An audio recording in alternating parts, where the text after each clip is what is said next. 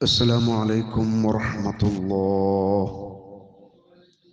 إن الحمد لله نحمده ونستعينه ونستغفره ونؤمن به ونتوكل عليه ونعوذ بالله من شرور أنفسنا ومن سيئات أعمالنا. من يهده الله فلا مضل له ومن يضلل فلا هادي له. أشهد أن لا إله إلا الله وحده لا شريك له وأشهد أن محمدا عبده ورسوله أرسله بالهدى ودين الحق ليظهره على الدين كله ولو كره المشركون. اللهم صل على محمد وعلى آل محمد كما صليت على إبراهيم وعلى آل إبراهيم إنك حميد مجيد.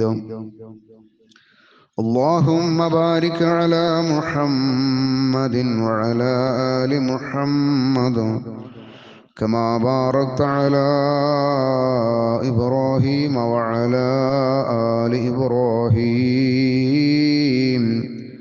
إنك حميد مجيد.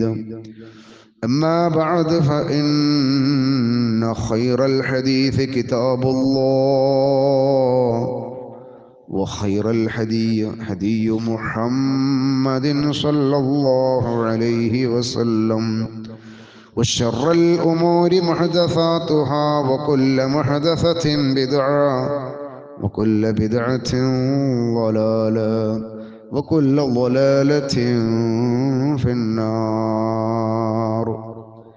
أعوذ بالله من الشيطان الرجيم.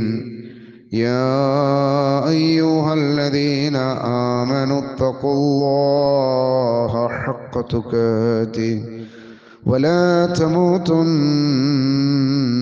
إلا وأنتم مسلمون. بسم الله الرحمن الرحيم. إن هذا القرآن يهدي للتي هي أقوم ويبشر المؤمنين الذين يعملون الصالحات إن هذا القرآن يهدي للتي هي أقوم ويبشر المؤمنين الذين يعملون الصالحات أن لهم أجرا كبيرا.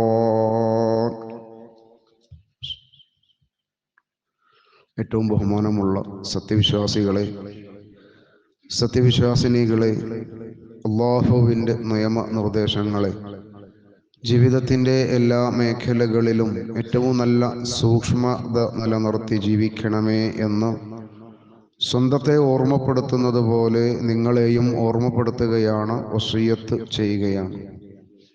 ഈ ലോകത്ത് നമ്മൾ ജീവിച്ചു കൊണ്ടിരിക്കുമ്പം അള്ളാഹുവിനെ പരിപൂർണമായി തൃപ്തിപ്പെട്ടുകൊണ്ട് ജീവിക്കുവാനും ഈ ലോകത്തു നിന്ന് വിട പറയുന്ന അവസാന നിമിഷം അള്ളാഹു നമ്മെ തൃപ്തിപ്പെട്ടുകൊണ്ട് വിട പറയുവാനുമുള്ള ആ മഹാ തൗഫീഖിനായി സദാ പ്രാർത്ഥിക്കുക. അള്ളാഹു സുബ്ഹാനഹു തആല അവൻ്റെ ഇഷ്ടദാസന്മാരിൽ നമ്മയും ചേർക്കുമാറാവട്ടെ.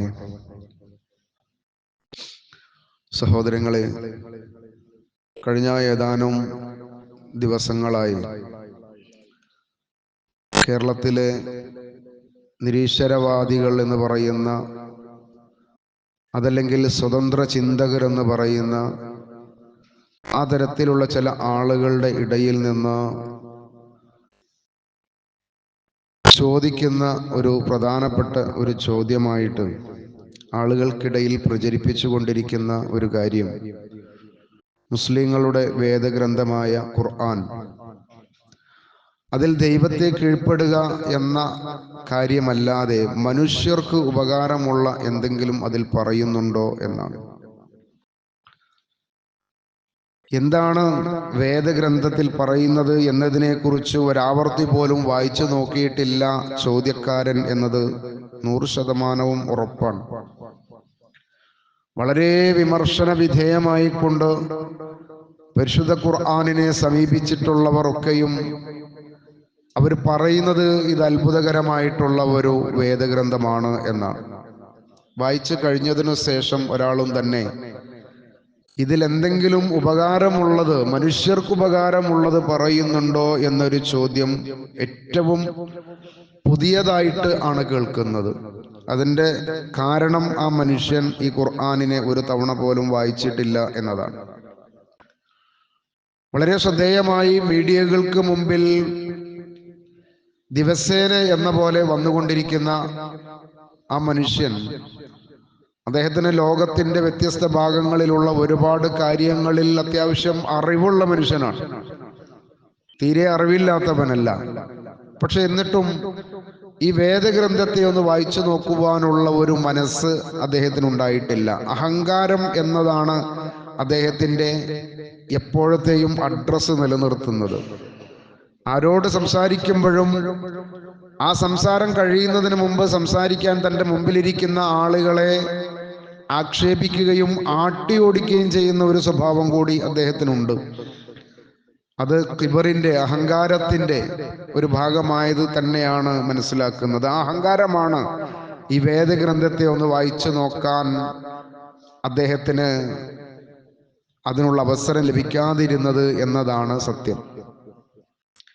പരിശുദ്ധ ഖുർആൻ അള്ളാഹുവിനെ നിങ്ങൾ ഭയപ്പെട്ട് കീഴൊതുങ്ങി ജീവിക്കണമെന്ന് പറയുന്നത് തന്നെ മനുഷ്യന്റെ നന്മയ്ക്ക് വേണ്ടിയിട്ടാണ്, മനുഷ്യരുടെ നന്മയ്ക്ക് വേണ്ടിയിട്ടാണ് അത് അടിക്കടി ഉണർത്തിക്കൊണ്ടിരിക്കുന്നത്. മനുഷ്യരെ, നിങ്ങൾ നിങ്ങളുടെ റബ്ബിനെ സൂക്ഷിക്കണം, അല്ലെങ്കിൽ അവൻ അഹങ്കാരിയായി മാറും, താന്തോന്നിയായി മാറും. മനുഷ്യന് അവന്റെ സ്വന്തം ഇഷ്ടങ്ങൾക്ക് മാത്രം അവൻ സമയം കണ്ടെത്തും. ഈ സ്വതന്ത്ര ചിന്തകർ എന്ന് പറയുന്ന ആളുകളുടെ ഒരു പ്രത്യേക രീതി തന്നെ മനുഷ്യന് സ്വതന്ത്രമായിട്ട് വിടണമെന്നാണ്. അവന് യാതൊരു തരത്തിലുള്ള അതിർവരമ്പുകളും നൽകരുത്. നിയമങ്ങളും വ്യവസ്ഥകളും വേദഗ്രന്ഥങ്ങളിൽ നിന്ന് അവരോട് പറയരുത് എന്നതാണ് അവരുടെ സാധാരണഗതിയിലുള്ള വർത്തമാനങ്ങൾ. അതവർക്ക് സ്വീകാര്യമല്ല. എന്തുകൊണ്ടാ സ്വീകാര്യമാവാതിരിക്കുന്നത്?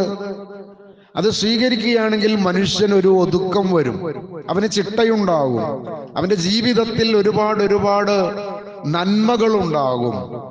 ആ നന്മകളെയാണ് സത്യത്തിൽ വേദഗ്രന്ഥം ജനങ്ങളോട് ആവശ്യപ്പെടുന്നത്. അല്ലാഹു സുബ്ഹാനഹു വ തആല പരിശുദ്ധ ഖുർആനിലെ സൂറത്ത് ഇസ്രായിലെ അതിന്റെ 9-ാമത്തെ വചനമായി കൊണ്ട് ഇങ്ങനെ ഒരു കാര്യം പറയാം. ഇന്ന ഹാദൽ ഖുർആന യഹ്ദി ലില്ലതി ഹിയ അഖ്വമു വയുബശ്ശിറുൽ മുഅ്മിനീന അല്ലദീന യഅമലൂന സ്വാലിഹാത്തി അന്ന ലഹും അജ്റൻ കബീറ. ഈ ഖുർആൻ ഏറ്റവും നേരായ വഴി കാണിച്ചു തരുന്നു. ഈ വേദഗ്രന്ഥം മനുഷ്യർക്ക് ഏറ്റവും കൃത്യമായിട്ടുള്ള വഴി കാണിച്ചു തരുന്നു.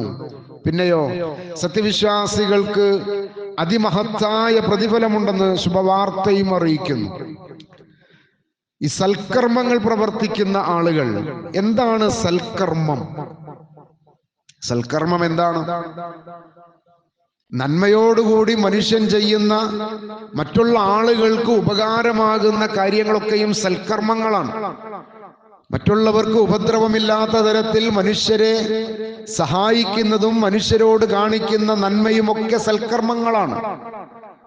നോക്കൂ, നമ്മുടെ കേരളത്തിൽ തന്നെ ധാരാളം വൃദ്ധസദനങ്ങളുണ്ട്. ഈ വൃദ്ധസദനങ്ങളിൽ പലപ്പോഴും അതിന്റെ കണക്കുകൾ സൂചിപ്പിക്കുന്നത് മുസ്ലിം വൃദ്ധരോ ആയിട്ടുള്ള ആളുകളില്ല എന്നതാണ്. വളരെ കുറവാ കണക്കിൽ. മുസ്ലിങ്ങളായിട്ടുള്ള ഉപ്പമാരോ ഉമ്മമാരോ പ്രായാധിക്യം കൊണ്ട് വിഷമിക്കുന്ന തൻ്റെ മക്കളുടെ സമീപ്യവും അവരുടെ സംരക്ഷണവും ആവശ്യമായി വരുന്ന സമയത്ത് അവരെ ആട്ടിയിറക്കി ഏതെങ്കിലും വൃദ്ധസദനങ്ങളിലേക്ക് കൊണ്ടുപോയി കൊടുക്കുക എന്നൊരു സമ്പ്രദായം മുസ്ലിങ്ങളിൽ നിന്ന് വളരെ കുറവാണ് എന്നതാണ്. എന്നാൽ മറ്റുള്ള മതസ്ഥർക്ക് അതൊരു പ്രശ്നമേ അല്ല. അവരതാണ് കൂടുതൽ സൗകര്യമെന്ന് നോക്കി അവരെ ആ സ്ഥലങ്ങളിലേക്ക് ആ തരത്തിലുള്ള ആളുകളെ ഏൽപ്പിക്കുകയാണ്. ഈ വിവാദം പറഞ്ഞ മനുഷ്യൻ തന്നെ അദ്ദേഹം കേരളത്തിന്റെ മുമ്പിൽ പറഞ്ഞത്, നമ്മുടെ വീട്ടിൽ അച്ഛൻ, അമ്മ, ഉപ്പ, ഉമ്മ എന്നൊരു കൺസെപ്റ്റ് തന്നെ ആവശ്യമില്ല എന്നാ. അങ്ങനെ ഒന്നും ആവശ്യമില്ല. അവരെ മരിക്കോളം പരിപാലിക്കണം എന്നത് തന്നെ ഒരു ബാധ്യതയാണ്. അതുകൊണ്ട് അവർ അവരുടെ സ്വന്തം കാര്യങ്ങൾ ചെയ്യാൻ പറ്റാത്ത സമയമാകുമ്പോൾ ആട്ടിവിടണം ഇറക്കി വിടണം എന്നാണ്. അത്ര നല്ല നന്മ പറഞ്ഞ ആളാ പറയുന്നത്. ഈ ഖുർആനിൽ വല്ല നന്മയും ഉണ്ടോ എന്ന് ചോദിക്കുന്നത്. മകൾ, പെങ്ങൾ അങ്ങനെയുള്ളതൊന്നും നോക്കേണ്ടതില്ല എന്നതാണ്. തന്റെ ആവശ്യങ്ങൾക്ക് അത് ഉപയോഗപ്പെടുത്താൻ മകളെന്നോ പെങ്ങളെന്നോ അമ്മയെന്നോ അതൊന്നും നോക്കിക്കൊണ്ട് തീരുമാനിക്കേണ്ട ആവശ്യമില്ല. അതൊക്കെ മനുഷ്യർ പടച്ചുണ്ടാക്കിയ വളരെ മോശമായിട്ടുള്ളൊരു സമ്പ്രദായമാണെന്ന്, അശ്ലീലമാണെന്നാ അദ്ദേഹം പറയുന്നത്. അത് അശ്ലീല സ്വഭാവമാണെന്നാ. സ്ത്രീകൾ മാന്യമായി വസ്ത്രം ധരിക്കുക എന്നതാണ് അശ്ലീലം എന്ന് പറഞ്ഞ ആളാണ്. ഇങ്ങനെ ഒരുപാട് പുതിയ വാക്കുകൾ കൊണ്ട് ജനങ്ങൾക്ക് മുമ്പിൽ സംസാരിച്ചു കൊണ്ടിരിക്കുന്ന ആളുകളാണ് ഈ പരിശുദ്ധ വേദഗ്രന്ഥത്തിൽ എന്തു നന്മയാണുള്ളത് എന്ന് ചോദിക്കുന്നത്. സ്വാഭാവികമായിട്ടും ന്യൂ ജനറേഷനിൽ പെട്ടുന്ന ആളുകൾക്കാണ് ഈ തരത്തിലുള്ള ചോദ്യങ്ങൾ പലപ്പോഴും അവരുടെ മുമ്പിൽ വരിക. പരിശുദ്ധ ഖുർആനുമായിട്ടോ പരിശുദ്ധ പ്രവാചകന്റെ സന്ദേശവുമായിട്ടോ കൂടുതലൊന്നും കാര്യങ്ങൾ മനസ്സിലാക്കിയിട്ടില്ലാത്ത മക്കൾ അതിശയത്തോടു കൂടി ചോദിക്കുകയാണ്, ഈ ചോദ്യത്തിന് എന്താ നമുക്ക് പറയാനുള്ളത്? ഈ ചോദ്യത്തിന് എന്താ നമുക്ക് തിരിച്ചു പറയാനുള്ളത്? നമ്മുടെ വീട്ടിലുള്ള പരിശുദ്ധ ഖുർആനിന്റെ തഫ്സീറുകളിൽ നിന്ന് ധാരാളം ഭാഗങ്ങൾ 6236 ആയത്തുകളിൽ ആയിരക്കണക്കിന് ആയത്തുകൾ തന്നെ തിരിച്ച് മനുഷ്യന്റെ നന്മ ഈ വേദഗ്രന്ഥം പഠിപ്പിച്ചത് എന്താണ് എന്ന് പറഞ്ഞു കൊടുക്കാൻ ഇഷ്ടം പോലെ ഉണ്ടായിട്ടും പല ആളുകളും ചോദിക്കുന്നു, എന്താണ് നമ്മൾ മറുപടി പറയുക എന്ന്. സഹോദരങ്ങളെ, പരിശുദ്ധ ഖുർആനിനോടുള്ള ബന്ധം കുറഞ്ഞു പോയാൽ ഇതുപോലെയുള്ള പല ചോദ്യങ്ങളും നമ്മുടെ മുമ്പിൽ ധാരാളമായിട്ട് വരാനിരിക്കുന്നതേ ഉള്ളൂ. വന്നതൊന്നും ചോദ്യങ്ങളല്ല, ഇനിയും പലതരത്തിലുള്ള ചോദ്യങ്ങൾ ഉണ്ടാക്കിക്കൊണ്ടിരിക്കുന്ന ഒരു ഫാക്ടറി തന്നെ വളരെ സജീവമായി നടന്നുകൊണ്ടിരിക്കുകയാണ്. ആ ഫാക്ടറികളിൽ ഏറ്റവും കൂടുതൽ അപ്പോയിന്റ്മെന്റ് ചെയ്തിട്ടുള്ളത്, അതിന്റെ ജോലിക്കാരായിട്ടുള്ളത് മുസ്ലിം നാമധാരികളാണ് എന്നതാണ് സത്യം. മുസ്ലിങ്ങളായ ആളുകളെയാണ് അതിന് നിയോഗിച്ചിട്ടുള്ളത്. അവർക്ക് വേണ്ടുന്നത് മുഴുവൻ കൊടുക്കുകയാണ്. പരിശുദ്ധ ഖുർആനിനെ, പരിശുദ്ധ ഇസ്ലാമിനെ, പരിശുദ്ധ പ്രവാചകനെ ഇകഴ്ത്തിക്കൊണ്ട് എന്തൊക്കെ ചോദ്യങ്ങൾ, എന്തൊക്കെ പ്രശ്നങ്ങൾ ഉണ്ടാക്കാൻ പറ്റുമോ എന്നത് മാത്രമാണ് അവരെ കൊണ്ട് ചിന്തിപ്പിക്കുന്നത്. അത് മാത്രമാണ് അവരുടെ നിന്ന് കിട്ടേണ്ടത്. അതിനുവേണ്ടി പ്രവർത്തിക്കുന്ന ഒരു ഭാഗം തന്നെ പ്രവർത്തിച്ചു കൊണ്ടേയിരിക്കുകയാണ്. അതുകൊണ്ട് ചോദ്യങ്ങൾ ഇനിയും ധാരാളമായിട്ട് കടന്നു വരും. അപ്പോഴൊക്കെയും നമുക്ക് വസ്വാസ് ഉണ്ടാവേണ്ടുന്ന, നമുക്ക് തശ്വീഷ് ഉണ്ടാകേണ്ടുന്ന ഒരു കാര്യവുമില്ല. ആർജവത്തോടുകൂടി തലയുയർത്തി നിന്നുകൊണ്ട് പറയാം, വേദഗ്രന്ഥത്തിൽ, പരിശുദ്ധമായ വേദഗ്രന്ഥത്തിൽ നമ്മെ സൃഷ്ടിച്ച സൃഷ്ടാവ് മാന്യമായി കൊണ്ട് മനുഷ്യരുടെ ഇടയിൽ പ്രവർത്തിക്കേണ്ടുന്ന ഒരുപാട് കാര്യങ്ങൾ ഇതാ എണ്ണി എണ്ണി പറഞ്ഞിരിക്കുന്നു എന്ന് പറഞ്ഞിട്ട് അവരുടെ മുമ്പിലേക്ക് ഇങ്ങനെ കൊടുക്കാം.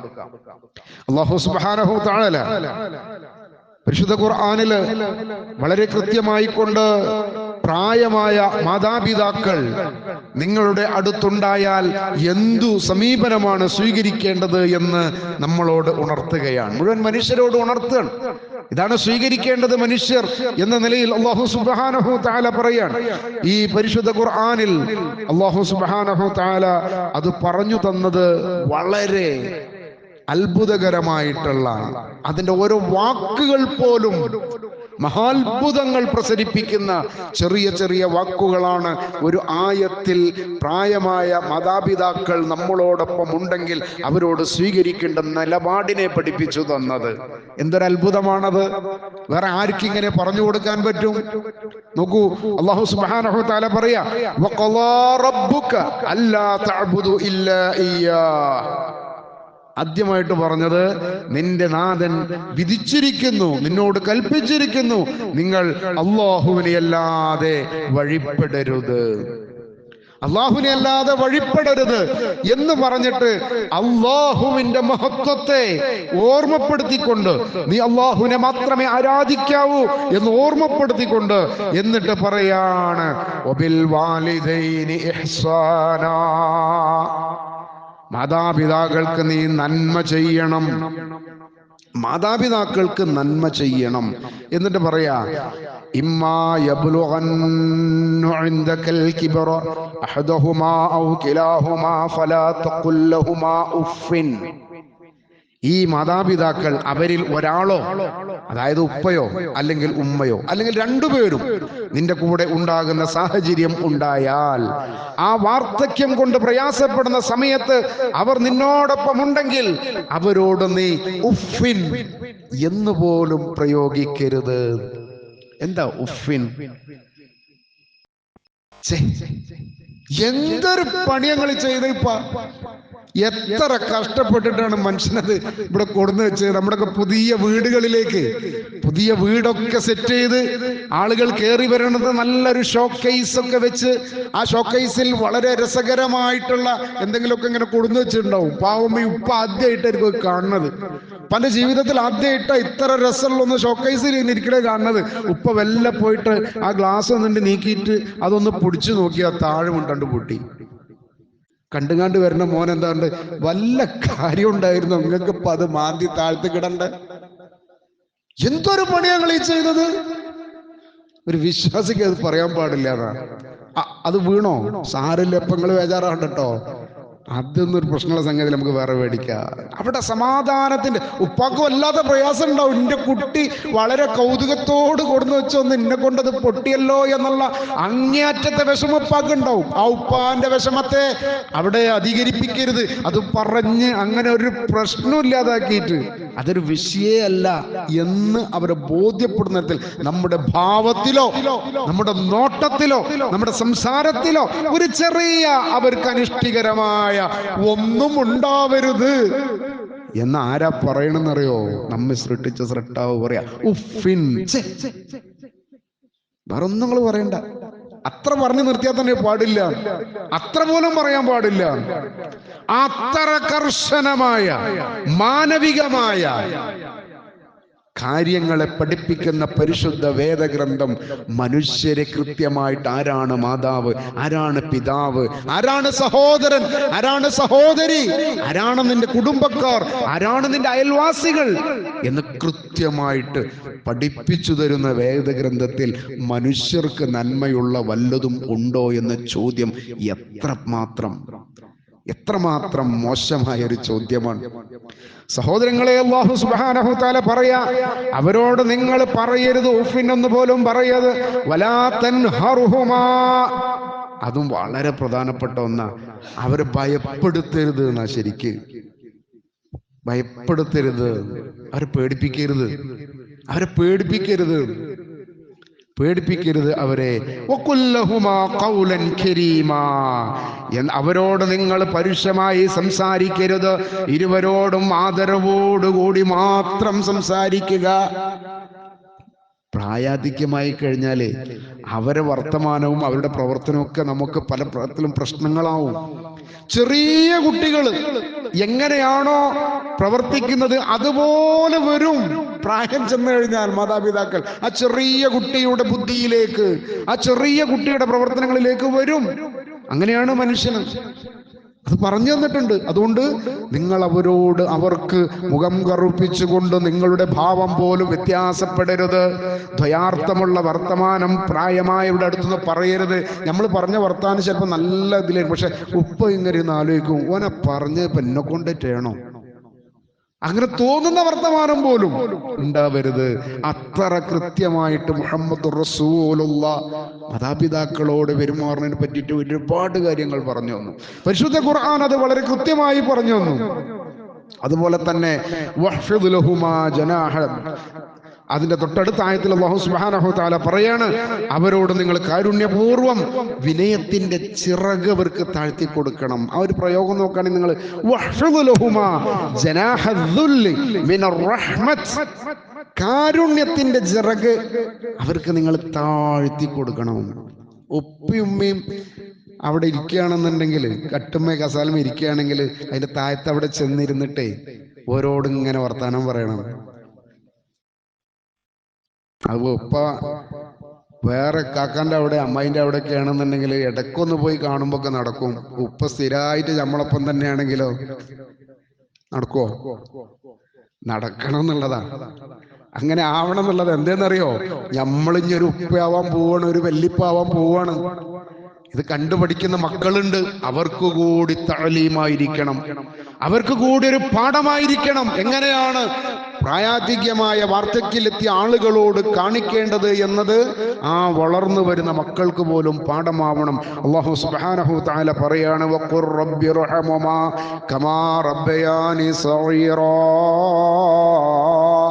അല്ലാഹുവേ, ഞങ്ങളെ ചെറുപ്പത്തില് ഞങ്ങൾക്കൊന്നിനും കഴിയാത്ത സമയത്ത് ഞങ്ങളോട് വളരെയധികം നന്മയോട് കാരുണ്യത്തോടു കൂടി ഞങ്ങളെ വളർത്തിയ ഞങ്ങളുടെ മാതാപിതാക്കളാണല്ലോ, അവർക്ക് നീ കരുണ നൽകണേ എന്ന് അള്ളാഹുവിനോട് പ്രാർത്ഥിക്കുകയും ചെയ്യുക. അവർ മാതാപിതാക്കളുടെ കാര്യത്തിൽ തന്നെ 2 ആയത്തുകളിൽ എത്രമാത്രം കാര്യങ്ങളാ പറഞ്ഞു തന്നത്. സഹോദരങ്ങളെ, പരിശുദ്ധ ഖുർആനിൽ ചെറിയ നമ്മൾ സാധാരണ ഓതുന്ന വദ്ദുഹാ എന്ന് പറയുന്ന ആ അധ്യായത്തിൽ കാണാം, നിങ്ങൾ എന്ത് ചെയ്യരുത്,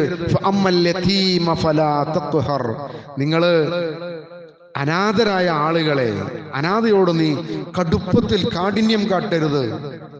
അനാഥകളോട് വളരെയധികം സൗമ്യമായി അവർക്ക് അനുകമ്പ തോന്നുന്ന തരത്തിൽ പെരുമാറണം. ഒരു ഗ്രന്ഥം, വേദഗ്രന്ഥം പഠിപ്പിക്കുക അനാഥകൾ എത്രയാണെന്ന്. നമുക്ക് എത്ര അനാഥ മന്ദിരങ്ങളാണ്. ആരാണ്? ധാരാളം അനാഥകളെ പോറ്റുന്ന ആളുകൾ. നോക്കിയാൽ മതി, ശ്രദ്ധിച്ചാൽ മതി. അവരോട് കാണിക്കുന്ന കാരുണ്യവും അവരോട് കാണിക്കേണ്ടുന്ന നിലപാടുകളും ഖുർആൻ പഠിപ്പിക്കുകയാണ്. അനാഥകളോട് നീ കാഠിന്യമായിട്ട് സംസാരിക്കരുത്, പെരുമാറരുത്. മുഹമ്മദ് റസൂലുള്ളാഹി സ്വല്ലല്ലാഹു അലൈഹി വസല്ലം വളരെ കൃത്യമായിട്ട് പറഞ്ഞു, നിങ്ങൾ അനാഥകളോട് വളരെയധികം അവരെ നിങ്ങൾ സ്നേഹിക്കണം, അവരെ നിങ്ങൾ കൂടെ നിർത്തണം. അവർക്ക് തന്റെ പിതാവ് നഷ്ടപ്പെട്ടതിൽ താനൊരു അനാഥനാണ് എന്ന പ്രയാസം അവർക്കുണ്ടാകുന്ന തരത്തിലുള്ള ഒരു സമീപനവും അവരെടുത്തുണ്ടാവരുത്. ധാരാളം ഉദാഹരണങ്ങൾ പറഞ്ഞു. ആ അടുത്ത പിന്നെ ഒരായത്തിൽ അല്ലാഹു സുബ്ഹാനഹു തആല പറയുക, അമ്മസ്സഇല ഫലാ തൻഹർ. നിന്റെ അടുത്ത് ചോദിച്ചു വരുന്ന പാവങ്ങൾ, ഒരു നിവൃത്തിയില്ലാത്ത ആളുകൾ നിന്റെ അടുത്ത് ചോദിച്ചു വരുമ്പോ അവർക്ക് എന്തെങ്കിലും നൽകാനുണ്ടെങ്കിൽ നല്ല പോലെ നൽകുക. അവരെ ആട്ടിവിടരുത്, അവരാട്ടി ഓടിക്കരുത്. ഇത്തരം മനുഷ്യർക്ക് നന്മ നൽകണമെന്ന്, മനുഷ്യരോട് കാരുണ്യത്തോടുകൂടി പ്രവർത്തിക്കണമെന്ന് ധാരാളം കാര്യങ്ങൾ പഠിപ്പിച്ചുകൊണ്ടിരിക്കുന്ന ഈ വേദഗ്രന്ഥത്തെ ഒന്ന് വായനക്ക് പോലും എടുക്കാതെ വളരെ മോശമായിക്കൊണ്ട് അതിനെതിരെ പ്രവർത്തിക്കുന്ന, ചോദിച്ചുകൊണ്ടിരിക്കുന്ന ആളുകളോട് നിങ്ങൾ ഈ വേദഗ്രന്ഥം ഒന്ന് വായിക്കൂ എന്നെങ്കിലും പറയാൻ നമുക്ക് സാധിക്കണം. അതാണ് അതിന്റെ ഫസ്റ്റ് മറുപടി. അതാ, നിങ്ങൾ ആ വേദഗ്രന്ഥം ഒന്ന് വായിക്കൂ, എന്നിട്ട് മാനുഷികമല്ലാത്ത അതിലെ കാര്യങ്ങൾ ഒന്നെടുത്ത് നിങ്ങൾ ജനങ്ങളുടെ മുമ്പിൽ പറയൂ. അതാണല്ലോ ഏറ്റവും എളുപ്പം. അവർ വായിക്കട്ടെ, പഠിക്കട്ടെ. മനുഷ്യകുലത്തിന് മാനവികമല്ലാത്ത അതിലെ പ്രയോഗങ്ങളെ, അതിലെ പ്രശ്നങ്ങളെ അത് പുറത്ത് പറയട്ടെ, അതിന്റെ പരിഹാരവും അവർ നിർദ്ദേശിക്കട്ടെ. ഇതിനേക്കാൾ നല്ലൊരു പരിഹാരം ഇങ്ങനെയായിരുന്നു നല്ലത് എന്ന് പറയാൻ അവർക്ക് സാധിക്കട്ടെ. പരിശുദ്ധ ഖുർആനില് സൂറത്ത് നിസായില് അല്ലാഹു സുബ്ഹാനഹു തആല പറയാ, അനാഥകളുടെ ധനം നിങ്ങൾ അന്യായമായി ആഹരിക്കരുത്. അനാഥകളുടെ ധനത്തെ നിങ്ങൾ തട്ടിയെടുക്കരുത്. അവർക്ക് ചോദിക്കാനും പറയാനും ആളുണ്ടാവില്ല. അതുകൊണ്ട് അത് കിട്ടിയത് വിചാരിച്ചിട്ട് അത് നിങ്ങൾ ആഹരിക്കരുത്. നിങ്ങൾ ആ തരത്തിലുള്ള ആഹാരങ്ങൾ നിങ്ങളുടെ വയറ്റിലേക്ക് കൊടുക്കുന്നത് തീയാണ് എന്ന് നിങ്ങൾ മനസ്സിലാക്കണം. നിങ്ങൾ വയറിൽ നിറക്കുന്നത് തീയാണ് എന്ന് നിങ്ങൾ മനസ്സിലാക്കണം. തീർച്ചയായിട്ടും അവർ നരകത്തിൽ പ്രവേശിക്കും. അനാഥകളുടെ സമ്പത്തിനെ അന്യായമായി തട്ടിയെടുത്ത് ഭക്ഷിച്ചവൻ അവൻ നരകത്തിൽ പോകേണ്ടവനാണ്. അവന്റെ ജീവിതത്തിൽ അവൻ ചെയ്ത തെറ്റ് തിരുത്തുകയും മാപ്പേകുകയും ആ തട്ടിയെടുത്തതിനെ തിരിച്ചു കൊടുത്ത് അവരോട് മാപ്പ് പറയുകയും ചെയ്ത് അല്ലാഹു അവന്റെ ആ പ്രാർത്ഥന സ്വീകരിച്ചാൽ അല്ലാതെ അങ്ങനെ ജീവിച്ച് അന്തമില്ലാതെ ഈ പാവപ്പെട്ടവരുടെ ധനത്തെ അന്യായമായി തട്ടിയെടുത്ത് അത് ഭക്ഷിച്ച് ജീവിച്ചവനാണെങ്കിൽ അവൻ നരകത്തിലേക്ക് പ്രവേശിക്കുമെന്ന് കൃത്യമായി ആളുകളെ പറഞ്ഞു പഠിപ്പിക്കുമ്പോൾ ആ മനുഷ്യർക്ക് അതിലൊക്കെയും കൃത്യമായ ഭയപ്പാടുണ്ടാകും. ഒരു അനാഥന്റെയും ഒരു പൊരുത്തിന്റെയും സമ്പത്തിനെ അന്യായമായി കൊണ്ടോ അനർഹമായി കൊണ്ടോ തട്ടിയെടുക്കൂല. അതന്നെ വലിയ സംരക്ഷണമല്ലേ? ഈ രാജ്യത്തെ മനുഷ്യർക്കിടയിൽ മുസ്ലിമാണ് അയൽവാസി എന്നറിഞ്ഞാൽ ആ അയൽവാസിയുടെ സ്ഥലം വലിയ വില കൊടുത്തെടുക്കാൻ ആളുണ്ടായിരുന്നു ചരിത്രത്തിൽ എഴുതി വെക്കുന്നത്. അയൽവാസി ഒരു മുസ്ലിമാണെന്ന് പറഞ്ഞാൽ അവനെ കൊണ്ടൊരു ശല്യം ഉണ്ടാവില്ല എന്ന് മാത്രമല്ല, അവനിൽ നിന്ന് ധാരാളം സഹായങ്ങൾ ലഭിക്കുമെന്ന ഒരു വിശ്വാസമുണ്ടായിരുന്നു ലോകത്ത്. സഹോദരങ്ങളെ, ആ തരത്തിലുള്ള വിശ്വാസങ്ങളെ തകർക്കുന്നത് മുസ്ലിം നാമധാരികളായിട്ടുള്ള ആളുകൾ തന്നെയാണോ എന്നത് നമ്മളൊന്ന് അന്വേഷിക്കേണ്ടതുണ്ട്. അതുകൊണ്ട് നമ്മുടെ ഭാഗത്ത് നിന്ന് ഒരു കാരണവശാലും ഈ സമുദായത്തിനോ പരിശുദ്ധ പ്രവാചകന്റെയോ പരിശുദ്ധ ഖുർആനിന്റെയോ പരിശുദ്ധ ഇസ്ലാമിന്റെയോ ഒരു വീക്ഷണത്തിലും ഒരു കാര്യത്തിലും നമ്മളെ കൊണ്ട് ആളുകൾ പറയുന്ന തരത്തിലുള്ള മോശമായ ഒരു ജീവിതം നമ്മളിൽ നിന്നുണ്ടാവുകയില്ല എന്ന് തീരുമാനിക്കേണ്ടത് നമ്മളാണ്. അതുകൊണ്ട് അല്ലാഹു സുബ്ഹാനഹു തആല പറഞ്ഞതുപോലെ നിങ്ങൾ അല്ലാഹുവിനെ ഭയപ്പെടുക. നിങ്ങൾ യഥാർത്ഥത്തിൽ അല്ലാഹുവിന്റെ മാർഗത്തിലേക്ക് കൃത്യമായി നിങ്ങൾ വന്നെത്തുക. എന്നിട്ട് കാര്യങ്ങൾ പഠിക്കുക, മറ്റുള്ള ആളുകൾക്ക് അത് പറഞ്ഞു കൊടുക്കുക. പരിശുദ്ധ ഖുർആൻ ആളുകൾക്ക് എത്തിച്ചു കൊടുക്കാത്തതിന്റെ പ്രശ്നമാണ്. ഇപ്പൊ കഴിഞ്ഞ ദിവസം എന്റെ ഓർമ്മയിൽ കോഴിക്കോട് ഭാഗത്താണെന്ന് തോന്നുന്നു, ഒരു മസ്ജിദിൽ, ഒരു പള്ളിയിൽ, ആ പള്ളിയിൽ വലിയ പള്ളിയാണ്, വിശാലമായ ജുമാ നടക്കുന്ന പള്ളിയാണ്. ആ പള്ളിയുടെ ഷോക്കേസിൽ പരിശുദ്ധ ഖുർആനിന്റെ തർജമയുള്ള കുറച്ച് പതിപ്പുകൾ ഇരിക്കുന്നുണ്ട്. അമാനി മൗലവി തഫ്സീർ ചെയ്ത പരിശുദ്ധ ഖുർആൻ ഇരിക്കുന്നുണ്ട് ഒരു പള്ളിയിൽ.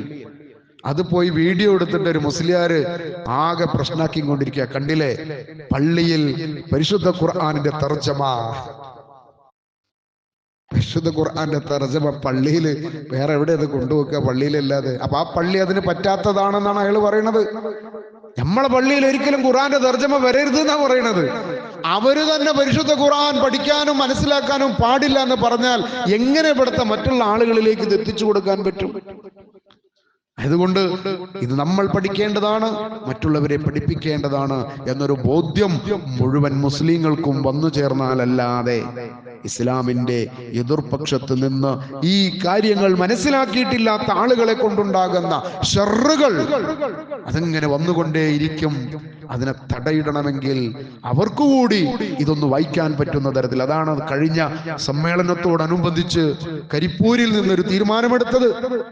പരിശുദ്ധ ഖുർആന്റെ അറബി ലിപികൾ ഒന്നുമില്ലാത്ത, മലയാളത്തിൽ മാത്രമുള്ള പരിശുദ്ധ ഖുർആനിന്റെ ഒരു സമ്പൂർണമായിട്ടുള്ള ഒരു തഫ്സീർ, ഖുർആനിന്റെ കാര്യങ്ങൾ മനസ്സിലാക്കാൻ പറ്റുന്ന മുസ്ലിങ്ങളല്ലാത്ത ആളുകൾക്ക് വായിക്കാൻ പറ്റുന്ന ഒന്ന്, അത് ഇനിയും നമ്മുടെയൊക്കെ സഹോദരങ്ങളുടെ അടുത്തുണ്ടാകും. നിങ്ങളത് എത്തിക്കേണ്ടുന്ന, ഇത് വായിക്കേണ്ടുന്ന ആളുകളിലേക്ക് എത്തിച്ചു കൊടുക്കുക എന്ന ഒരു ദൗത്യം നമുക്കുണ്ട് എന്ന് വിനീതമായി ഓർമ്മപ്പെടുത്തുന്നു. നമ്മൾ അല്ലാഹുവിന്റെ മാർഗത്തിൽ ശരിക്കായിട്ടുള്ള യാ അയ്യുഹല്ലദീന ആമനൂ ആമിനൂ ബില്ലാഹി വറസൂലി, മുഅ്മിനീങ്ങളെ നിങ്ങൾ അല്ലാഹുവിൽ വിശ്വസിക്കണം, അല്ലാഹുവിന്റെ റസൂലിലും നിങ്ങൾ വിശ്വസിക്കണം എന്ന് പറയുമ്പോൾ അത് ഒന്നുകൂടി ഗൗരവത്തോടു കൂടി മനസ്സിലാക്കി ഈമാനിനെ പുതുക്കേണ്ടുന്ന കാലഘട്ടത്തിലാണ് ജീവിച്ചു കൊണ്ടിരിക്കുന്നത് എന്ന ഒരു ഓർമ്മയിൽ നമ്മൾ ജീവിക്കണം. അല്ലാഹു നമ്മെ അനുഗ്രഹിക്കുമാറാവട്ടെ. അൽഹംദുലില്ലാഹ് الذي هدانا لهذا وما كنا لنهتدي لولا أن هدانا الله. اللهم صل على محمد وعلى آل محمد كما صليت على إبراهيم وعلى آل إبراهيم إنك حميد مجيد. أما بعد فاتقوا الله عباد الله. സഹോദരങ്ങളെ, സഹോദരിമാരെ, അള്ളാഹുവിനെ സൂക്ഷിക്കണേ എന്ന് ഒരിക്കൽ കൂടി ഓർമ്മപ്പെടുത്തുകയാണ്. ഒന്ന് രണ്ട് കാര്യങ്ങൾ ഓർമ്മപ്പെടുത്താനുള്ളത്, പൊതു ശ്രദ്ധയിലുണ്ടാവേണ്ടുന്ന കാര്യങ്ങൾ.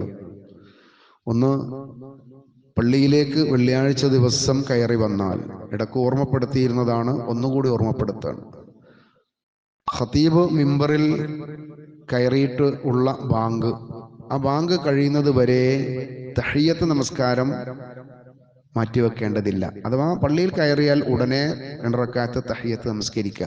ഇവിടെ ബാങ്ക് കൊടുക്കുകയാണല്ലോ, അത് കഴിഞ്ഞിട്ട് മതി എന്ന് പറഞ്ഞ് നിൽക്കേണ്ട ആവശ്യമില്ല, വേഗം നമസ്കാരത്തിലേക്ക് പ്രവേശിക്കാം. രണ്ടാമത്തെ ഒരു കാര്യം ഓർമ്മപ്പെടുത്താനുള്ളത്, വെള്ളിയാഴ്ച ദിവസമാണ് എന്ന് അറിയാത്ത ആരൊന്നില്ല. നമുക്കിനിപ്പോൾ അടുത്ത വെള്ളിയാഴ്ച എന്താണെന്ന് അറിയാം, അത്ര കൃത്യമാണല്ലോ. വെള്ളിയാഴ്ച ജുമുഅയുണ്ട്, ഖുത്ബയുണ്ട്, പള്ളിയിൽ പോവൽ നിർബന്ധമാണ് എന്നും നമുക്കറിയാം. അതുകൊണ്ട് തന്നെ ബാക്കിയുള്ള കാര്യങ്ങളൊക്കെയും നേരത്തെ ശരിയാക്കി നേരത്തെ പള്ളിയിലെത്താനുള്ള ഒരുക്കം നമ്മൾ വീണ്ടും ഒന്നും കൂടി ഉഷാറായിട്ട് ചെയ്യണം. നമസ്കാരം തുടങ്ങുന്ന സമയം വരെ ജുമുഅക്ക് വരിക എന്നൊരു സമ്പ്രദായം അത് വല്ലാത്ത അപകടം പിടിച്ചതാണ്. അങ്ങനെ ഒരു സാഹചര്യം ഒരാൾക്ക് ഉണ്ടായി, അത്യാവശ്യമായിട്ട് എന്തെങ്കിലും ഒരു ആവശ്യത്തിൽപ്പെട്ടു, ഒരാളായിട്ട് ആശുപത്രി പോകേണ്ടി വന്നു, അയാളെ ഉടനെ തിരിച്ചുണ്ടാക്കി ഓടി പള്ളിയിലേക്ക് വരികയാണ്. അത് പ്രശ്നമല്ല കേട്ടോ, അവരെ പറ്റിയല്ല ഈ പറയുന്നത്. ഒരു കാര്യവുമില്ലാതെ ഇരുന്ന് അവസാനം പള്ളിയിലേക്ക് നിസ്കാരത്തിന്റെ സമയത്തേക്ക് വരിക എന്നൊന്നും ഉണ്ടാവരുത്. വെള്ളിയാഴ്ച ദിവസം അങ്ങനെ ഉണ്ടാവരുത്. നേരത്തെ പള്ളിയിലേക്ക് വരിക, നേരത്തെ പള്ളിയിൽ വന്നിരിക്കുക. ആ വന്നു കഴിഞ്ഞാൽ തന്നെ 2 റക്അത്ത് തഹിയ്യത്ത് നമസ്കരിച്ചാൽ പരിശുദ്ധ ഖുർആൻ പാരായണം ചെയ്യാം. നമുക്ക് ഒരുപാട് അനുഗ്രഹങ്ങൾ ലഭിക്കുന്ന, പ്രതിഫലം ലഭിക്കുന്ന ഒരുപാട് കാര്യങ്ങൾ ഉണ്ടായിട്ടും അതൊക്കെ നമ്മൾ അശ്രദ്ധമായി കളഞ്ഞാൽ നമുക്കത് വല്ലാത്ത സങ്കടകരമാകുന്ന ഒരു സാഹചര്യം വരും. ആവശ്യമാണ് നമുക്ക് നല്ല നല്ല അമലുകൾ ധാരാളം നമുക്ക് ആവശ്യമാണ്, ഒരുപാട്. അതൊക്കെ ലഭിക്കാനുള്ള സാഹചര്യങ്ങൾ ഉണ്ടായിട്ട് അതിനോട് വേണ്ടത്ര ശ്രദ്ധ നമ്മൾ കൊടുക്കുന്നില്ലെങ്കിൽ അത് വലിയ നഷ്ടമായി തോന്നും. അതുകൊണ്ട് അത് നമ്മൾ എപ്പോഴും ശ്രദ്ധയോടുകൂടിയിരിക്കണം. മൂന്നാമത്തെ ഒരു കാര്യം ഓർമ്മപ്പെടുത്താനുള്ളത്, ഒരാള് സലാം പറയുക എന്നത് സുന്നത്തായ ഒരു കാര്യമാണ്. ഒരു വീട്ടിൽ കയറി വരുമ്പോഴാണെങ്കിലും സദസ്സിലിരിക്കുകയാണെങ്കിലും, പക്ഷെ അത് കേൾക്കുന്ന ആളുകൾക്ക് മടക്കൽ നിർബന്ധമാണ്. അപ്പൊ നമ്മൾ സാധാരണ ഇപ്പോൾ ഒരു വാളിന്റെ സദസ്സിലിരിക്കുകയാണ്, ഒരു പരിപാടിയിലിരിക്കുകയാണ്, ആ പരിപാടിയിലേക്ക് സംസാരിക്കാൻ വരുന്ന ആൾ അസ്സലാമു അലൈക്കും എന്ന് പറഞ്ഞ് തുടങ്ങും. അതൊരു സാധാരണ ചടങ്ങായിട്ട് നമ്മളിങ്ങനെ നോക്കിയിരിക്കുകയാണ്. സലാം പറഞ്ഞാലും നമുക്ക് പ്രത്യേകിച്ച് ഒന്നും തോന്നുന്നില്ല. വഅലൈക്കും അസ്സലാം വറഹ്മത്തുള്ളാഹി എന്ന് തിരിച്ചു പറയണം നമ്മൾ. അത് വളരെ പ്രധാനപ്പെട്ടതാണ്. അതേപോലെ തന്നെയാണ് മുഹമ്മദുർ റസൂലുള്ളാഹിയെ കേട്ടാൽ ആ റസൂലുള്ളാഹിന്റെ പേരിൽ സ്വലാത്ത് ചൊല്ലല് വളരെ വളരെ അത്യാവശ്യമായിട്ടുള്ള ഒരു ബാധ്യതയാണത്. മുഹമ്മദുർ റസൂലുള്ളാഹിയെ കേട്ടാൽ സല്ലല്ലാഹു അലൈഹി വസല്ലം, അത് വല്ല അങ്ങോട്ട് നമ്മൾ പറയേണ്ടെന്ന് പറഞ്ഞാൽ പോരാ, അതിനൊരു മുഴക്കം തന്നെ, വല്ലാത്ത ശബ്ദത്തിലല്ല കേട്ടോ. അതൊരു നമുക്ക് നമ്മുടെ ഒരു ആദരവിന്റെ വളരെ അപകടമായ. റസൂലുള്ളാഹി സല്ലല്ലാഹു അലൈഹി വസല്ലം ഒരിക്കൽ മിമ്പറിൽ നിന്ന് 3 തവണ ആമീൻ പറഞ്ഞപ്പോ ജിബ്രീൽ അലൈഹിസ്സലാം പ്രാർത്ഥിക്കുന്നതിനാണ് മുഹമ്മദ് റസൂലുള്ളാഹി ആമീൻ പറഞ്ഞത്. റസൂലുള്ളാഹിയെ പറ്റി പറഞ്ഞത് കേട്ടാൽ അതിനെ പ്രതീക്ഷിക്കാത്ത, തിരിച്ചു അതിന് പ്രതികരിക്കാത്ത ആളുകളെ കുറിച്ച് പറഞ്ഞപ്പോൾ അവർ രക്ഷപ്പെടുകയില്ല എന്ന് പറഞ്ഞപ്പോഴാണ്. അതുകൊണ്ട് ശ്രദ്ധിക്കേണ്ട കാര്യങ്ങളാണ് ഇതൊക്കെ. നമ്മളിങ്ങനെ മറന്നു പോകുന്നതാണ്, നമുക്കറിയാഞ്ഞിട്ടല്ല, ശ്രദ്ധയില്ലാതായി പോകുന്നതാണ്. അതുകൊണ്ട് ഈ കാര്യങ്ങൾ നമ്മൾ പുതുക്കണം, നമ്മുടെ ഓർമ്മയിൽ ഉണ്ടാവണം. മുഹമ്മദ് റസൂലുള്ളാഹി സ്വല്ലല്ലാഹു അലൈഹി വസല്ലം അത് വളരെ പ്രധാനപ്പെട്ടതാണ്. റസൂലുള്ളാഹിന്റെ പേരിലുള്ള സ്വലാത്ത് അതൊരു ചെറിയ കാര്യമല്ല, വലിയ കാര്യമാണ്. ഇത്തരം കാര്യങ്ങളിൽ നമ്മളൊന്ന് ഉണർന്നാൽ നമുക്ക് തന്നെ വളരെ ആശ്വാസം കിട്ടും, സ്വന്തം ശരീരത്തിന് ആശ്വാസം കിട്ടും, ഈ ഉമ്മത്തിനത് വലിയൊരു ആശ്വാസമായി മാറും. നമ്മളൊന്ന് ഉഷാറായി കഴിഞ്ഞാൽ നമ്മളെ ചെറിയ ഈ ഓലപ്പാമ്പുകൾ കാണിച്ച് ഭീഷണിപ്പെടുത്താൻ പറ്റുന്നവരൊന്നും ഇല്ല. നമ്മൾ വളരെ ഇങ്ങനെ ഒന്ന് ആറിപ്പോയാൽ, തണുത്തുപോയാൽ അത് പിന്നെ മറ്റുള്ളവർക്ക് ചില താല്പര്യങ്ങളൊക്കെ ഇങ്ങനെ തോന്നും. അത് വേണ്ട, നമ്മളെപ്പോഴും ഉഷാറ് തന്നെയാണ്, ആർജവത്തോടുകൂടി. ഒന്നാമതായിട്ട് ഞാനൊരു മുസ്ലിമാണ് എന്ന് പറയാൻ അതിൻ്റെ തൻ്റെ ഇടം നമ്മൾ നിലനിർത്തേണ്ടതുണ്ട്. വരുന്ന തലമുറക്ക് അത് നമ്മൾ പകർന്നു കൊടുക്കേണ്ടതുണ്ട്. അള്ളാഹു നമ്മെ അനുഗ്രഹിക്കുമാറാവട്ടെ. اللهم اغفر للمؤمنين والمؤمنات والمسلمين والمسلمات الأحياء منهم الأموات إنك مجيب الدعوات يا قاضي الحاجات. اللهم ربنا تقبل منا إنك أنت السميع العليم وتب علينا إنك أنت التواب الرحيم واغفر لنا يا غافر المذنبين آمين برحمتك يا أرحم الراحمين.